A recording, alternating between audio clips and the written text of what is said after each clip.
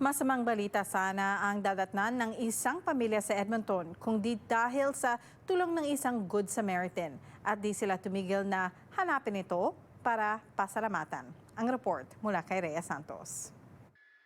Pasado alas 9 ng gabi November 30 nang magdesisyon ang 51-year-old na si Josephine Sarcilia na lumabas at tanggalin ang snow sa parking spot ng kanilang sasakyan.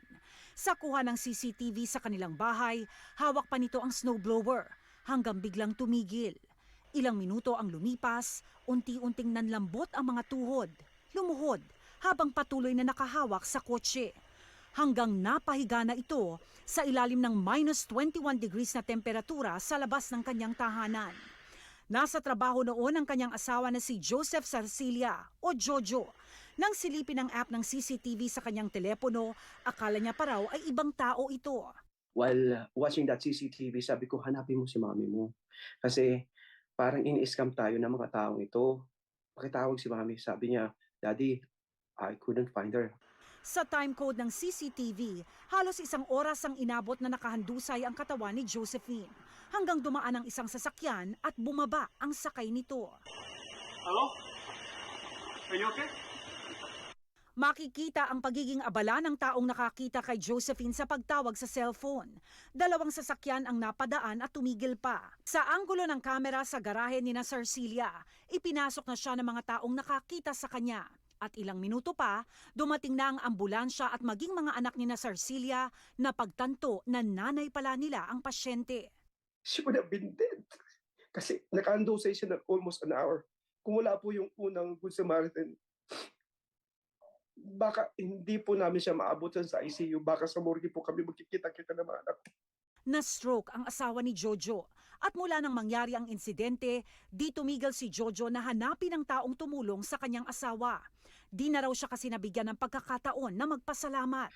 I think this is the time to call out and to thank you for what you have done to my wife. Sinubukan ni Jojo na intindihin ang recording sa kanyang CCTV habang ibinibigay ng lalaki ang numero niya sa emergency services. Ilang linggo na rin daw siyang nagtanong-tanong pero di nila makuha ang tamang numero ng telepono ng lalaki. Hanggang sa tulong ng kaibigan, tumama ang denial nilang numero. Nahanap na namin yung lalaki. Matapos ang halos 3 linggong paghahanap, nakausap ni Jojo ang Good Samaritan na kanyang hinahanap. At sa Omninus sila unang nagkaharap. Param, this is Jojo. Jojo, this is Param.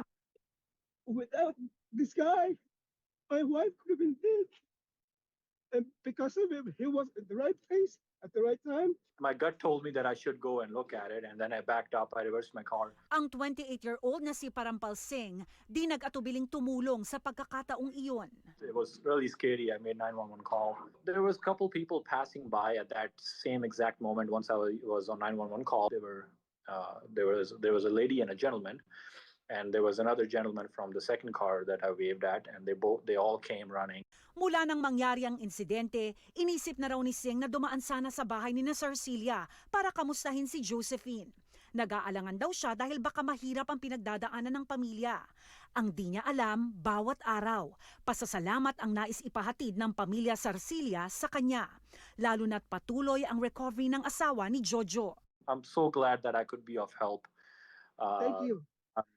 Jojo, it's my pleasure. If I had to do it all over again for anybody, I would do it in a heartbeat. Any human that is capable of helping anybody will help for sure, and that's what that's where we come together as Canadians.